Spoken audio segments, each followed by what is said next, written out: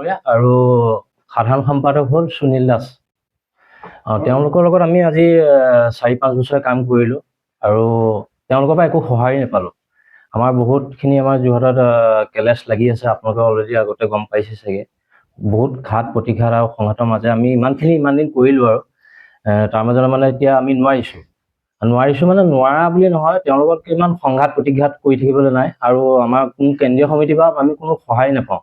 আমাৰ বহুত ডাঙৰ তেনেকৈ কিবা কিবি হৈ গৈছে বা অনুষ্ঠান প্ৰতিষ্ঠানৰ কিবা এটা সহায় সহযোগ বা কিবা এটা আমাৰ পাতিবৰ কাৰণেও আমাৰ কোনো আৰ্থিক সমস্যাৰ সন্মুখীন হ'বলগীয়া হয় আৰু সেইবোৰৰ কাৰণে আমি আজি গোটেইখিনি একেলগে লগ হৈ আজি আমাৰ পদত্যাগ পত্ৰখিনি আমি ইয়াতে আপোনালোকৰ জৰিয়তে আগবঢ়াম মানে ইয়াকে কৈ মই চমুকৈ সামৰণি মাৰিছোঁ।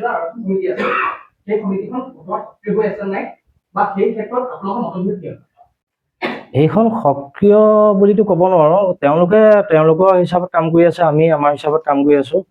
তাৰ মাজতে মানে সংঘাত প্ৰতিঘাত হৈছে আৰু মানে ধৰক অনুসূচিত জাতি যুৱ ছাত্ৰ পৰিষদৰ নামত যদি এখন চিঠি আহে অফিচত তেওঁলোকে পঢ়াৰ লগে লগে তেওঁলোকে পাই যায়, আমাৰ অকণমান দিগদাৰ হৈ যায় আৰু সংবিধান বিৰোধী কামতো তেওঁলোক লিপ্ত হয়। তেওঁলোকক অলৰেডি আগত আমাৰ অনুসূচিত জাতি যুৱ ছাত্ৰ পৰিষদৰ সদনে তেওঁলোকক বহিষ্কাৰ কৰিছিলে। তাৰপিছত আমাক নতুনকৈ অক্টোবৰ 13 তাৰিখে আমাক পাতি দিছিলে পূৰ্ণাংগ এখন যোৰহাট জিলা কমিটি 2025 চনত। তেতিয়াৰ পৰা আমি আজি 6-7 মাহে যিমানখিনি পাৰিলোঁ কৰিলোঁ আৰু মানে এতিয়া লাষ্টত চাইছোগৈ যে আমাৰ ককাই ভাইৰ মাজতে নিজেই মানে বিচ্ছেদ হোৱাৰ নিচিনাহে হৈছে।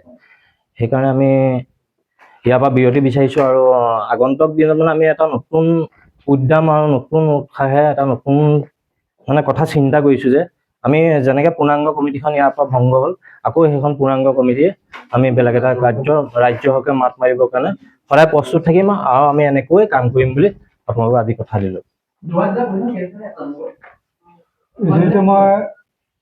আমাৰ আজি যিখন সমিতি ভংগ হ'ব তাৰ বিষয়ববীয়াসকলৰ নাম পাঠ কৰি দিছোঁ। যোৰহাট জিলা সমিতিৰ সভাপতি ধ্ৰুৱজ্যোতি দাস, উপসভাপতি দিগন্ত দাস, সাধাৰণ সম্পাদক মাইনা দাস, সহকাৰী সাধাৰণ সম্পাদক ঋতুৰাজ দাস, সহকাৰী সাধাৰণ সম্পাদক ৰবি হাজৰিকা,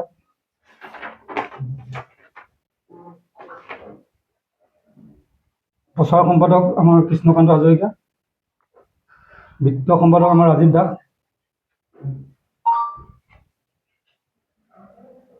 তথ্য আৰু সাহিত্য সম্পাদক ওম প্ৰকাশ দাস,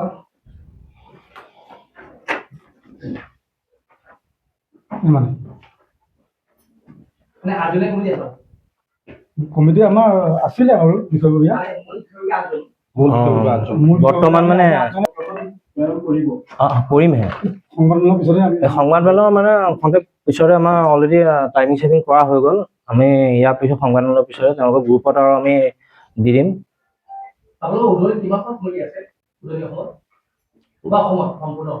সম্পূৰ্ণ অসমত আমাৰ আছে জিলাকেইখনৰ নামটো কৈ দিছোঁ: লখিমপুৰ, ধেমাজি,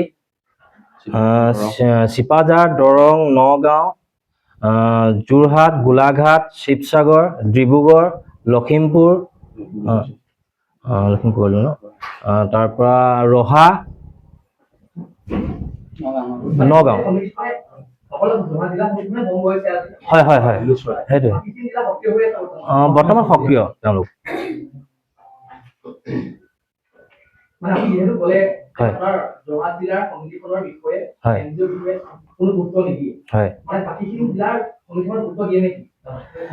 সেই বিষয়ে আমি নাজানিম, মানে আমিহে অৱহেলাৰ নিচিনা হৈছে। মানে আমাক মানে ইমান দিন ইমান কৰিলোঁ আৰু কৰাৰ পিছত যেতিয়া অৱহেলাৰ সন্মুখীন হ'বলগীয়া হৈছে তাৰ পৰা আঁতৰি আহিছোঁ আৰু।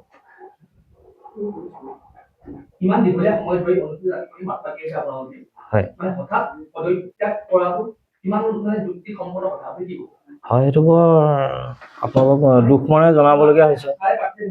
হয় মানে কি হয়, আমাৰ কিছুমান চিষ্টেম থাকে, চিষ্টেমৰ মতে যদি কামবোৰ নহয় তেতিয়া আমাৰ অকণমান দুখ লাগে। ধৰি লওক আমি ৰাইজক সেৱা কৰিবলৈ বা ৰাইজৰ দুজনক সহায় কৰিবৰ কাৰণে ওলাই আহিছোঁ, যদি আমাৰ নিজৰ সামৰ্থ্যই যিখিনি পাৰিছোঁ যিমান দিনে পাৰিলোঁ কৰিলোঁ।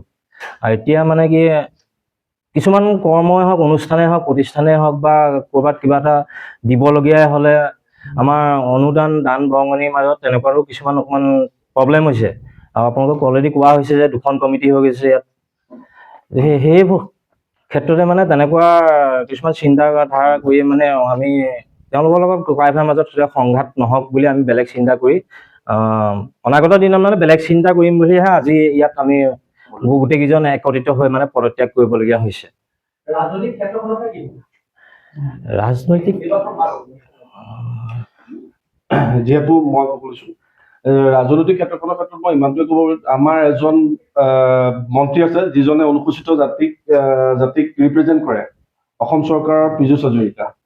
তেওঁৰ ফালৰ পৰাও আগতে তেওঁ যিদৰে আমাৰ লগত সহযোগিতাত আছিলে, এই নিৰ্বাচন চমু চপাৰ লগে লগে তেওঁ আজি 2টা ফৈদত যিদৰে বিভক্ত হৈছে সংগঠনটো, এটা ফৈদৰ লগত যোগাযোগ ৰাখি আন এটা ফৈদক গা এৰা কৰাৰ কাৰণে সেইটো এটা কাৰণ, যিটো কাৰণে আজি আমি পদত্যাগ ল'বলৈ বাধ্য হৈছো, পদত্যাগ দিবলৈ। আৰু বিশেষকৈ কম কেন্দ্ৰীয় কমিটি সম্পূৰ্ণৰূপে দোষাৰোপ। আজি আমি এই সিদ্ধান্ত ল'বলৈ বাধ্য হোৱাৰ মূল কাৰণটোৱে হ'ল কেন্দ্ৰীয় কমিটি। তেওঁলোকৰ পৰা আমি আজিলৈকে কোনো সহযোগিতা নাই পোৱা। আজি 4-5 মাহৰ পৰা একেবাৰে মাহিৰাই চকুৰে চোৱাৰ দৰে আমাক চাইছে। মূল কাৰণটো আমি আপোনালোকক এইদৰে জনাইছো যে কেন্দ্ৰীয় কমিটিৰ অৱহেলাৰ কাৰণে আজি এই সিদ্ধান্তত আমি উপনীত হৈছো।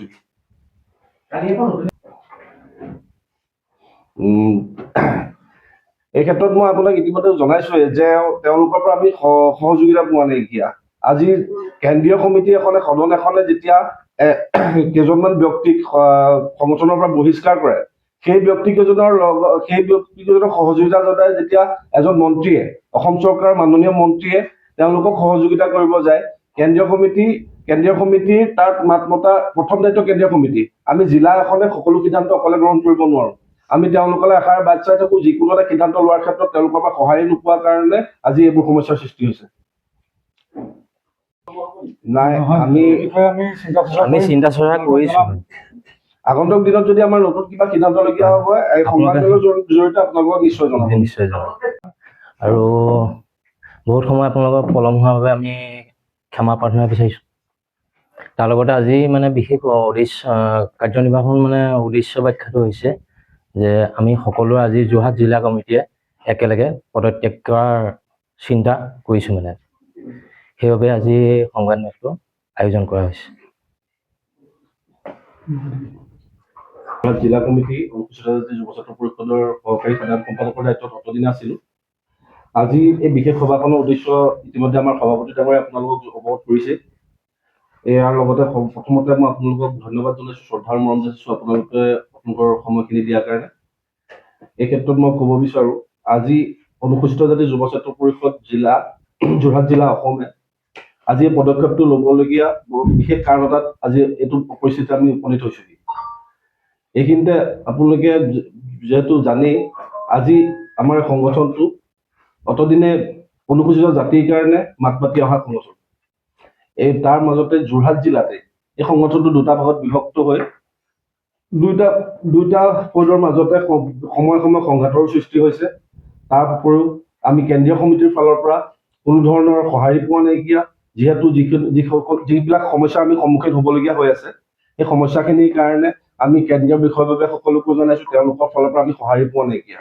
সেইবাবে আজি যোৰহাট জিলা কমিটি আমি সকলো একেলগে আহি পেলি এই আপোনালোকৰ সংবাদমেলৰ যোগেদি আমি পদত্যাগৰ সিদ্ধান্ত লৈছো। ইতিমধ্যে মই মোৰ বক্তব্যখিনি আগবঢ়াইছো আৰু আমাৰ সাধাৰণ সম্পাদক মাইনা দাসে আপোনালোকক আগন্তকখিনি জনাব। মই মাইনা দাস, অনুসূচিত যুৱ ছাত্ৰ পৰিষদ অসম যোৰহাট জিলা কমিটিৰ সাধাৰণ সম্পাদকৰ দায়িত্বত আছিলো। আজি আমাৰ সহকাৰী সাধাৰণ সম্পাদকে আপোনালোকক কৈছে যে বিগত সময়ত আমি দেখি আহিছো যে আমাৰ সংগঠন কেইবাটাও পদত বিভক্ত হৈছে। ইয়াৰ অন্তৰত যোৰহাট জিলাখনো দুভাগত বিভক্ত। সেই উপলক্ষে আমাৰ মানে সাংগঠনিক কাম কাজ কৰাত কিছু অসুবিধাৰ সন্মুখীন হৈছো আমি। তাৰ প্ৰতি লক্ষ্য ৰাখি আমি সকলো কৰ্তৃত্বই সভাপতি সম্পাদকৰ লগত জিলাখনৰ কেইবাজনো বিষয়ববীয়াই একেলগে পদত্যাগ কৰাৰ সিদ্ধান্ত গ্ৰহণ কৰিছো। আৰু আপোনালোকৰ আগত অৱগত কৰিছো, আজি তাৰিখৰ পৰা অনুসূচিত যুৱ ছাত্ৰ পৰিষদ অসম যোৰহাট ৰুবুল দাস ডাঙৰীয়াৰ নেতৃত্বত যোৰহাট জিলা সমিতিখনৰ কোনো ধৰণৰ সাংগঠনিক কাম কাজত আমি দায়বদ্ধ নহয় বুলি আপোনালোকক ঘোষণা কৰিছো। অনুসূচিত জাতি যুৱ ছাত্ৰ পৰিষদ অসম যোৰহাট জিলা সমিতিৰ তৰফৰ পৰা আপোনালোকক আন্তৰিক শুভেচ্ছা মৰম আৰু সেৱা যাচিছোঁ। আপোনালোকক আমাৰ সতীৰ্থসকলে কৈয়ে গৈছে যে যোৰহাটত আমাৰ সংগঠনটো 2 ফৈজত বিভক্ত হৈছে।